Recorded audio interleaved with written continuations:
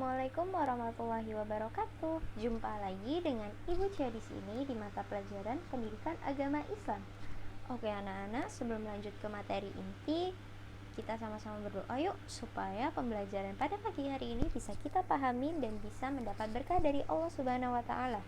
Oke, tapi sebelum berdoa, kita sama-sama tepuk yuk supaya lebih semangat lagi berdoanya. Ibu pimpin, 1, 2, 3.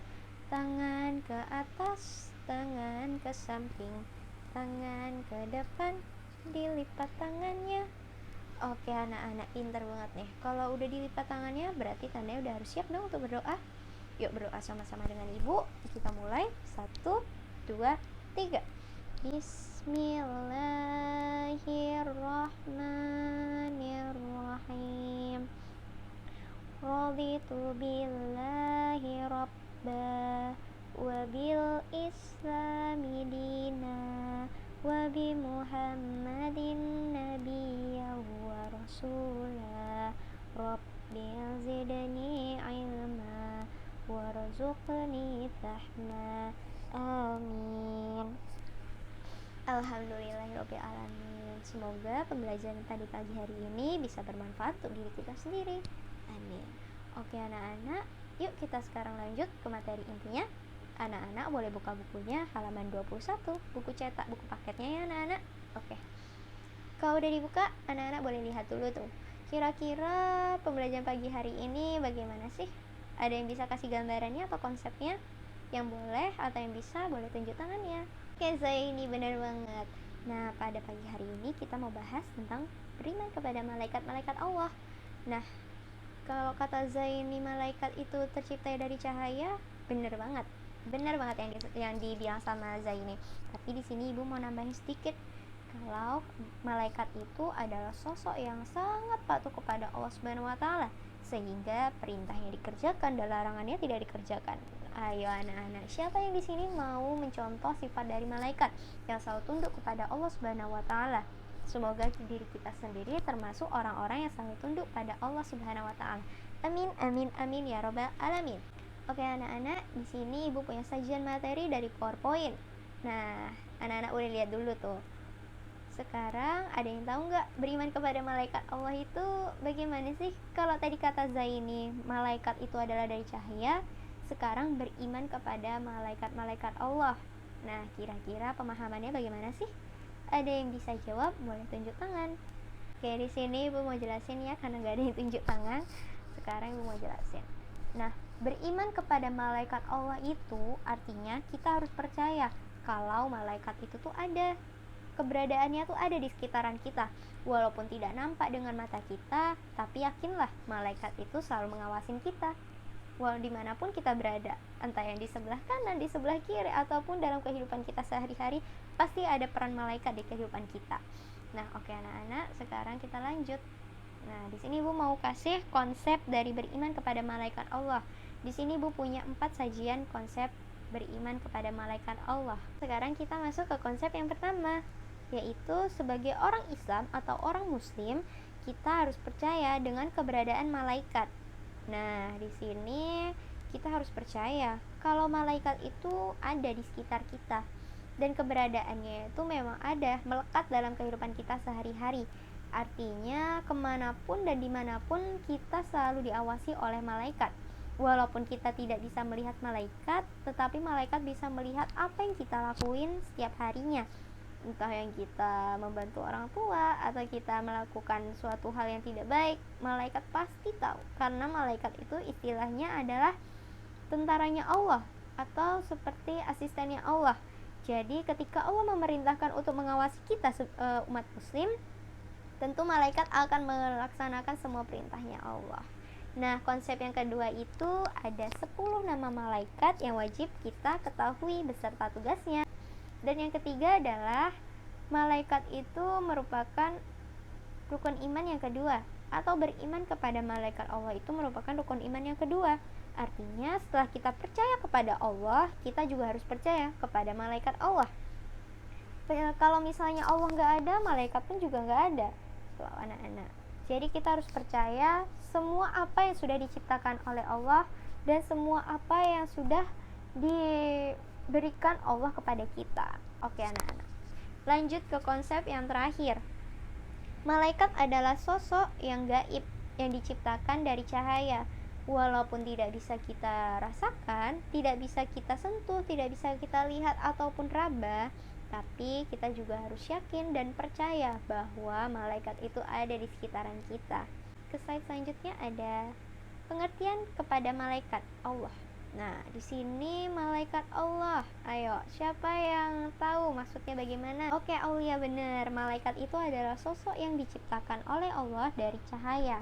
Nah, Ibu tambahin sedikit ya. Jadi, malaikat itu adalah sosok yang sangat tidak angkuh, tidak sombong walaupun diberikan kekuatan atau diberikan peran yang berkaitan dengan diri manusia, tapi malaikat itu adalah sosok yang sangat tunduk dan patuh kepada Allah. Jadi kita sebagai umat muslim wajib mencontoh sifat malaikat, yaitu tunduk dan patuh kepada Allah. Oke anak-anak, lanjut ke beriman kepada malaikat Allah, pengertiannya.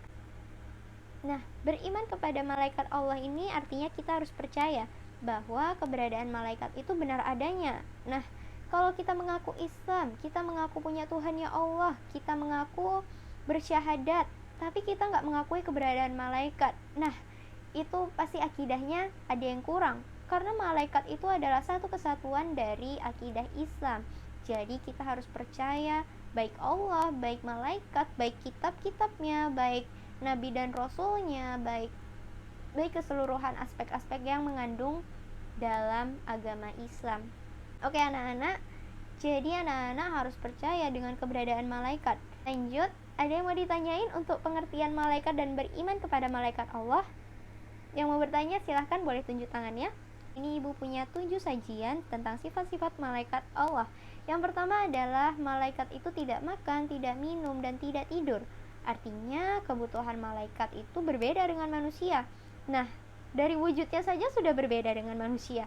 Kalau manusia memiliki tangan, kaki, muka, wajah, rambut, nah malaikat ini sifatnya dari cahaya. Jadi malaikat itu juga penciptaannya sudah berbeda dengan manusia. Oke. Meskipun begitu, apakah malaikat ini bakalan kelaparan atau bakalan kecapean?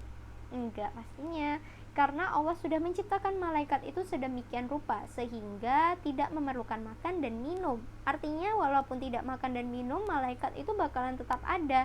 Malaikat tidak merasakan efek gimana-gimana juga yang kayak kita kalau nggak makan capek, nggak makan sakit, kalau nggak minum dehidrasi, bahkan bisa meninggal. Kalau malaikat itu tidak. Jadi Allah itu sudah menciptakan malaikat sedemikian rupa sehingga tidak memerlukan kebutuhan seperti manusia. Oke, lanjut yang kedua adalah malaikat itu tidak malaikat itu tidak memiliki keluarga. Artinya malaikat itu tunggal. Dia tidak memiliki ayah, tidak memiliki ibu, adik, kakak, paman. Oke anak-anak, seperti itu maksudnya pemahamannya ya. Jadi malaikat itu nggak punya seperti kita nih. Kita manusia punya ayah, ibu, paman, adik, kakak. Kita punya keluarga nih di sekitar kita. Tapi malaikat tidak punya, karena Allah juga sudah menciptakan itu sedemikian rupa. Walaupun malaikat itu tidak memiliki keluarga seperti kita, tapi malaikat itu tidak merasa sedih. Begitu pemahamannya anak-anak. Lanjut yang ketiga adalah malaikat itu tidak berjenis kelamin. Artinya malaikat itu tidak ada yang perempuan atau malaikat itu tidak ada yang laki-laki. Tugas kita hanya satu, percaya saja bahwa malaikat itu ada keberadaannya dan malaikat itu wujudnya seperti cahaya.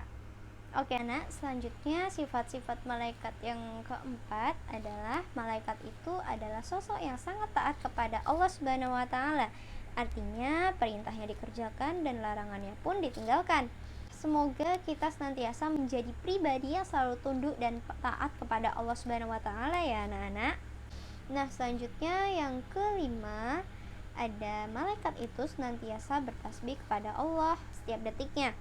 Nah, bertasbih itu sebagai wujud apa sih anak-anak? Ada yang bisa jawab? Boleh tunjuk tangannya. Oke, bener banget Aulia. Nah, bertasbih itu adalah wujud bersyukur. Artinya kita mensyukuri atas apa yang sudah diberikan Allah kepadanya. Nah, semoga kita bisa meniru juga nih bertasbih itu dalam kehidupan kita sehari-hari. Oke anak-anak, Lanjut, yang ketujuh ada malaikat itu adalah sosok yang tercipta dari cahaya. Oke, dari tadi ibu sudah jelasin ya, kalau malaikat itu terciptanya dari cahaya. Dan yang terakhir, yang ketujuh adalah malaikat itu adalah sosok yang bisa berubah menjadi manusia atas kehendak Allah. Nah, ini nih, terkadang malaikat itu bisa merubah menjadi manusia, tapi kita tidak tahu, kita nggak sadar kalau misalnya malaikat itu bisa berubah menjadi manusia. Itu semua atas kehendak Allah dan pasti ada tujuannya loh anak-anak. Jadi tidak serta-merta Allah itu cuma iseng-iseng aja nih suruh malaikat berubah deh jadi manusia. Enggak, pasti ada tujuannya dan ada maksudnya. Nah, tapi kita nggak sadar nih kalau misalnya malaikat itu bisa berubah wujudnya. Yang penting kita harus percaya saja bahwa kita ke sesama orang tentu harus baik, ke sesama teman kita, baik kepada guru kita ataupun orang tua, kita harus berperilaku yang baik. Oke anak-anak, sampai sini udah paham kan sifat-sifat malaikat? Oke, alhamdulillah kalau udah semuanya paham, selanjutnya kita masuk ke materi yang seru banget ini, ke 10 nama malaikat beserta tugasnya. Oke anak-anak, sekarang kita masuk yuk ke 10 nama malaikat beserta tugasnya. Yuk kenali bersama-sama. Oke, yang pertama ada malaikat Jibril, malaikat yang menyampaikan wahyu berupa Al-Quran. Jadi Al-Quran yang kita baca, Al-Quran yang ada di sekitaran kita, atau Al-Quran yang memang kita pegang atau yang kita punya, itu adalah yang perantara dari Allah. Allah yang menciptakan, tapi Allah memberikan perantara itu kepada malaikat Jibril yang kemudian diperantarainnya lagi ke Nabi Muhammad sampai kepada kita umat Islam. Jadi kita harus senantiasa bersyukur dan selalu membaca Al-Quran, karena proses Al-Quran itu tidaklah mudah dan tidaklah singkat gitu anak-anak. Jadi dibalik adanya Al-Quran itu ada malaikat Jibril di dalamnya atau perannya. Jadi kalau misalnya menurunkan wahyu, malaikat siapa ya anak-anak? Malaikat Jibril. Oke, pinter banget anak-anak. Dan yang kedua ada malaikat Mikail, malaikat yang mendatangkan rizki, malaikat yang membagi kita rizki. Rizki itu seperti apa sih bentuknya anak-anak? Nah, rizki itu tidak selalu menahu tentang uang aja nih anak-anak, tapi rizki itu berupa kesehatan, kebahagiaan, terus manfaat yang ada di sekitaran kita. Itu merupakan salah satu rizki yang Allah berikan kepada kita yang diturunkan dari malaikat Mikail. Jadi kita harus selalu bersyukur nih atas apa yang sudah Allah berikan kepada kita, dan senantiasa kita juga harus bersyukur bahwa malaikat Mikail itu selalu memberikan kita rizki dimanapun kita berada dan kapanpun, dengan mengucapkan syukur alhamdulillah. Oke anak-anak, yang keempat ada malaikat Izrail, malaikat pencabut nyawa, malaikat yang mengambil nyawa seseorang. Jadi kalau misalnya ada orang yang meninggal di sekitaran kita atau saudara kita, nah disitulah peran malaikat Izrail mengambil nyawa seseorang. Kalau misalnya kita ini bisa bergerak, berlari, bisa makan, bisa minum, nah kalau misalnya orang meninggal itu kan sudah tidak ada apa-apanya lagi, artinya nyawanya sudah diangkat. Nah begitu juga dengan diri kita ini, kalau misalnya nyawa kita diambil, kita sudah tidak bisa lagi yang namanya makan, minum, bertemu dengan teman-teman, atau kita pergi ke sekolah, itu udah gak bisa lagi, karena nyawa itu sudah diambil oleh malaikat Izrail. Oke anak-anak, sampai sini udah paham kan maksud ibu gimana? Oke, maaf ibu sudah kelewatan, ternyata ada malaikat Israfil ya anak-anak. Jadi malaikat Israfil itu adalah malaikat yang tugasnya adalah meniup sangkakala. Nah, sangkakala itu akan dibunyikan atau ditiup oleh malaikat Israfil ketika hari akhir atas perintah Allah Subhanahu wa taala. Tapi kita sendiri nggak tahu sebagai manusia kapan sih sangkakala itu akan dibunyikan. Yang tahu itu hanyalah Allah, karena itu adalah rahasia Allah. Lanjut kita ke malaikat Mungkar dan Nakir, malaikat yang bertanya dalam kubur. Nah, ketika di dalam kubur, kira-kira apa sih yang akan ditanya nanti? Apakah seperti soal ujian yang kayak 1 tambah 1, 2 tambah 2 gitu anak-anak? Enggak ya anak-anak, beda. Nah, kalau misalnya di dalam kubur nanti, pertanyaan-pertanyaan yang akan ditanya oleh malaikat mungkar dan nakir adalah pertanyaan seputaran tentang akidah. Seperti, siapa Tuhanmu? Siapa nabimu? Apa agamamu? Dan siapa saudaramu? Nah, itu kita jawab, bukan kita hafalin dulu ya anak-anak. Itu spontan refleks dari nyawa kita atau ruh kita yang akan menjawabnya. Nah, tentu amalan-amalan baik itu yang akan mempengaruhi semua jawaban yang kita jawab nantinya. Nah, makanya kita sebagai umat muslim harus mempersiapkan bekal amalan kita ketika di akhirat nanti, atau ketika nanti di alam kubur, lisan kita dapat dengan mudah menjawab pertanyaan dari malaikat mungkar dan nakir, sehingga azab kubur tidak akan kita rasakan. Oke anak-anak, lanjut ke malaikat Raqib dan Atid nih. Oke, malaikat Raqib dan Atid, malaikat yang tugasnya apa ya anak-anak?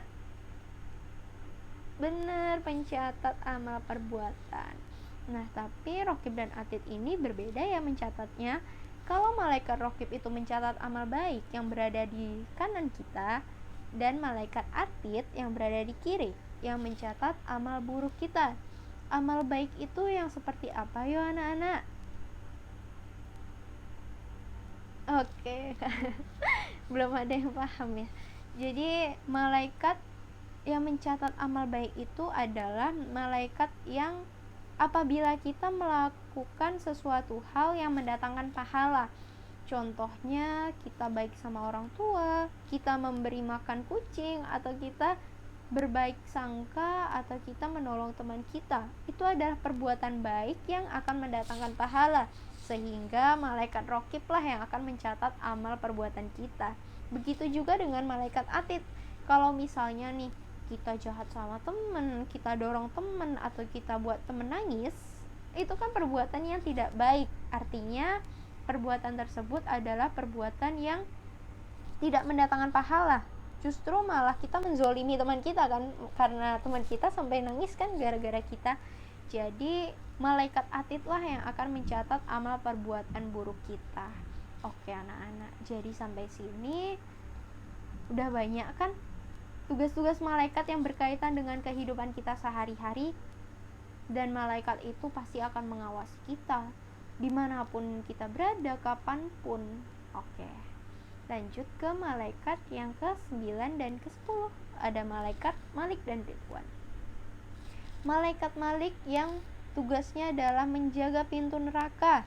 Neraka adalah tempat untuk orang-orang yang tidak berbuat baik, atau semasa hidupnya itu selalu tidak mendirikan agama Islam. Contohnya nih seperti nggak pernah sholat, atau jahat sama saudaranya, atau berbuat yang tidak dianjurkan oleh agama. Nah, itu adalah salah satu contoh kalau misalnya kita selalu berbuat jelek terus nih. Nah, pintu neraka yang akan menanti kita, dan malaikat Malik lah yang akan menunggu kita nantinya. Nah, berbeda dengan malaikat Ridwan yang menjaga pintu surga. Surga adalah tempat untuk orang-orang yang soleh dan solehah, orang-orang yang selalu taat pada Allah, orang-orang yang selalu menjalankan perintah Allah, dan semoga nanti kita bisa saling bertemu di pintu surganya Allah yang akan dijaga oleh malaikat Ridwan. Oke anak-anak, pinter banget. Nah, sampai sini udah paham kan maksud dari 10 nama malaikat beserta tugasnya? Kalau gitu, ibu punya beberapa gambar nih, dan anak-anak bisa tebak coba ya. Yang bisa jawab boleh angkat tangannya, atau kita bahas bersama-sama aja nih supaya anak-anak bisa lebih paham. Oke? Oke, selanjutnya yuk pahami kegiatan sehari-hari yang berkaitan dengan perannya malaikat. Oke, yang pertama ada gambar Al-Quran. Ayo, kira-kira Al-Quran itu berkaitan dengan malaikat siapa sih anak-anak? Malaikat Jibril. Oke, pinter banget. Dan yang kedua itu ada kesuburan tanah. Kira-kira kesuburan tanah itu berkaitan dengan malaikat siapa? Ayo anak-anak. Malaikat Mikail, oke, karena malaikat Mikail itu adalah malaikat yang mendatangkan berita rizki atau yang menurunkan rizki. Itu gambar apa? Orang apa? Sedang apa? Sedang mencuri. Nah, kira-kira kalau orang mencuri itu akan dicatat amal perbuatan yang baik atau yang buruk? Yang buruk. Oke, kalau misalnya amalan buruk itu kira-kira malaikat siapa sih yang akan mencatatnya nanti? Malaikat Atid. Oke, pinter banget. Lanjut ya ke gambar nomor 4. Oke, ke gambar 4 itu ada anak yang membantu ibunya nih di dapur. Nah, kira-kira anak-anak suka nggak bantu-bantu orang tua di dapur? Suka? Oke, bagus dong kalau kayak gitu. Nah, kalau misalnya kita suka membantu ibu di dapur, kira-kira itu perbuatan yang baik atau yang buruk? Yang baik. Oke, kalau misalnya perbuatan baik itu kira-kira malaikat siapa yang akan mencatatnya nanti? Malaikat Raqib. Oke, good job. Nah, lanjut kita ke pertanyaan dalam kubur. Nah, kira-kira malaikat siapa nih yang akan bertanya dalam kubur nantinya? Malaikat dan Nakir. Oke, pinter banget. Berarti udah paham nih dong ya sampai sini. Kalau misalnya disajiin gambar aja udah pada paham, insya Allah dalam kehidupan sehari-harinya bisa kita terapkan juga, sehingga kita bisa semangat untuk beribadah. Lanjut gambar yang terakhir, sakaratul maut. Nah, kalau sakaratul maut itu perannya malaikat siapa sih? Israel. Oke, pinter banget. Nah, kalau sampai sini udah paham, ibu punya satu video yang seru banget nih buat kita semakin semangat untuk belajarnya, supaya kita bisa lebih paham dan lebih tahu perannya malaikat itu beserta tugasnya dan nama malaikatnya itu bagaimana sih. Oke, kita putar yuk sama-sama. 1, 2, 3. 10 malaikat Allah yang wajib kita ketahui. 10 malaikat Allah yang wajib kita ketahui. Jibril dan Mikail, Israfil dan Israil, Munkar dan Nakir, Raqib Atid, Malik Ridwan. Tugasnya Jibril menurunkan wahyu, Mikail memberikan rizki, Israfil meniup sangkakala, Israil mencabut nyawa, Munkar Nakir bertanya dalam kubur, Raqib mencatat amal baik, Atid mencatat amal buruk, Malik menjaga pintu neraka, Ridwan menjaga pintu surga. Coba anak-anak buka buku paketnya halaman 21. Kira-kira di situ gambarnya gambar apa sih? Ada yang bisa ngejelasin nggak atau deskripsiin sama ibu gambarnya itu bagaimana maksudnya? Iya, orang berlarian, gunung meletus. Nah, kita ibaratkan aja ya itu hari kiamat. Nah, kira-kira kalau misalnya hari kiamat itu pasti ada sangkakala atau trompet yang dibunyikan. Nah, malaikat siapa? Ayo yang membunyikan sangkakala? Kan? Israfil, good job. Berarti yang digambar tersebut berkaitan dengan malaikat Israfil. Pinter banget anak-anak. Lanjut kita ke ayat-ayat yang berkaitan dengan beriman kepada malaikat Allah. Nah, di sini ibu punya satu sajian dalil dari surat Al-Baqarah ayat 85. Inti dari Quran surat Al-Baqarah ayat 85 ini adalah kita sebagai orang Islam, orang yang mengaku beragama itu harus wajib percaya dengan adanya Allah, percaya dengan adanya malaikat-malaikat Allah, dan percaya kepada kitab-kitab Allah. Nah, kita sebagai orang Islam itu sudah punya fondasi agamanya berupa akidah. Jadi kalau misalnya kita nggak percaya dengan akidah Allah atau perintah Allah atau hal yang sudah diciptakan oleh Allah, berarti kita termasuk orang yang musyrik atau yang munafik, karena kita tidak bisa mempercayai apa yang sudah Allah berikan kepada kita. Harusnya kita bersyukur kepada Allah, karena Allah lah yang sudah memberikan kita kehidupan. seperti bernafas, seperti kita memiliki anggota badan yang sangat sempurna, memiliki akal untuk berpikir, memiliki keluarga, memiliki semuanya atau segalanya, dan kita wajib bersyukur dan mengakui keberadaannya sebagai wujud terima kasih kita kepada Allah Subhanahu wa taala atas penciptaannya. Begitu juga dengan malaikat.